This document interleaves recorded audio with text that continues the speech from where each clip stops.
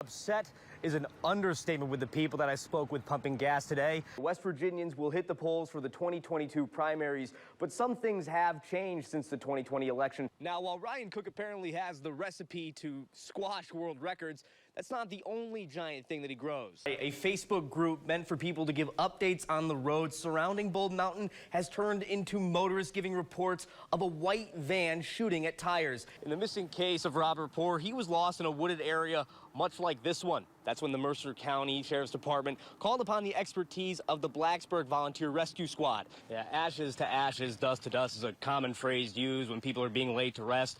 But recent trends show that a growing number of people are taking that literally. The average vaccine doses in West Virginia has dropped nearly a third in the past 2 weeks. In the Commonwealth, their 7-day average plummeted from over 18,000 per week down to 3,400. We begin with an update on yesterday's drive-by shooting in Bluefield, West Virginia.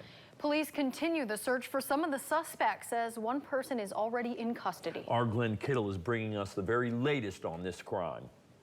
Neighbors report hearing a flurry of shots fired just after 5:30 on Frederick Street in Bluefield, West Virginia on Tuesday. A home in the 800 block appears to be the target.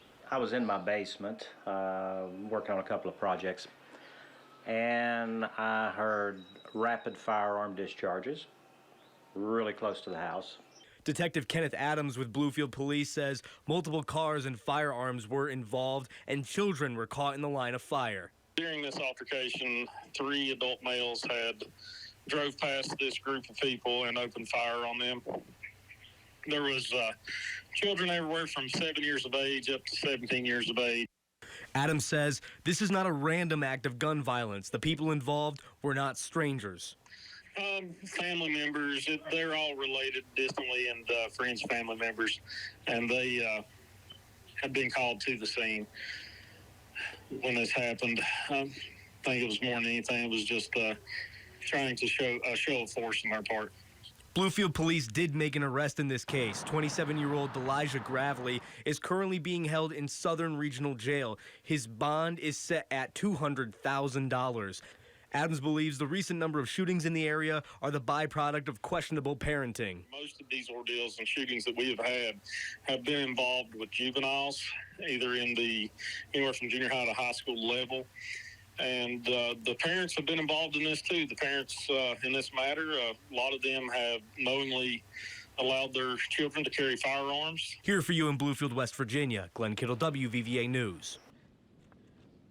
Meet Ryan Cook. He farms in Jumping Branch, West Virginia, who in just his rookie year of growing giants jumped to the forefront of butternut squash cultivators. I ended up reaching out to some of the guys that I'd seen growing these, and they said to send them a bubble envelope, and they would, with postage paid, and they would send me seeds back, and that's what they did, and that's how I grew this, and that's how I ended up growing the giant squash, the butternut. What started off as a hobby transformed into an obsession to set a new world record. Cook's work paid off, producing this squash, tipping the scales at 83 pounds. Now, while Ryan Cook apparently has the recipe to squash world records, that's not the only giant thing that he grows. Check out this long gourd, standing just about 6 feet tall, and a 1,000-pound pumpkin, and loofahs, apparently, that he all grows by himself in his own backyard. But don't be fooled by the relaxing nature of gardening. Giant plant growers like Cook are very particular about the plants in their plot.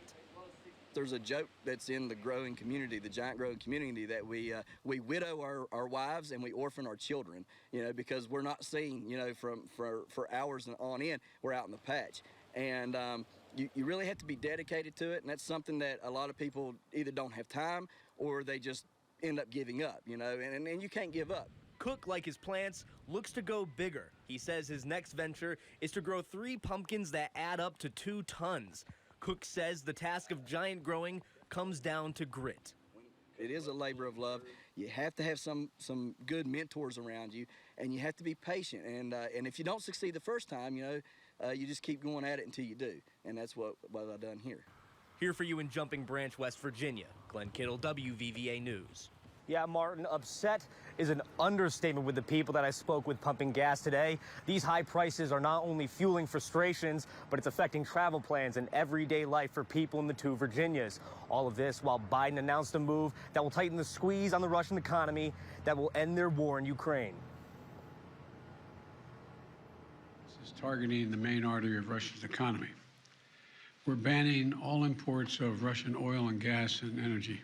President Biden cutting off Russia's last line of economic support amid the ongoing Russian invasion of Ukraine. During the past week, AAA reports gas prices have jumped more than 55 cents a gallon, taking a big bite out of travel budgets. Russia's war in the Ukraine is hitting America in their wallets. You know, still committed to the trip and want to have fun, so try not to cut too much. But yeah, there's a few times we didn't eat out just because we were like, hey, probably easier just stay in the cabin and eat our own food and save a few dollars that way. If I'm going grocery shopping, plan the trips out. If I'm going somewhere, plan the trips out a little better. I have to think ahead more than what I used to. Can't be quite yet as spontaneous, which makes it difficult. The U.S. Department of Energy reports we import 8% of our oil from Russia. Now the nation must barter with other countries to fill the gap. President Biden issued a message to energy industry leaders. To the oil and gas companies and to the finance firms that back them. We understand Putin's war against the people of Ukraine is causing prices to rise. We get that. That's self-evident. But, it's no excuse to exercise excessive price increases or padding profits or any kind of effort to exploit this situation.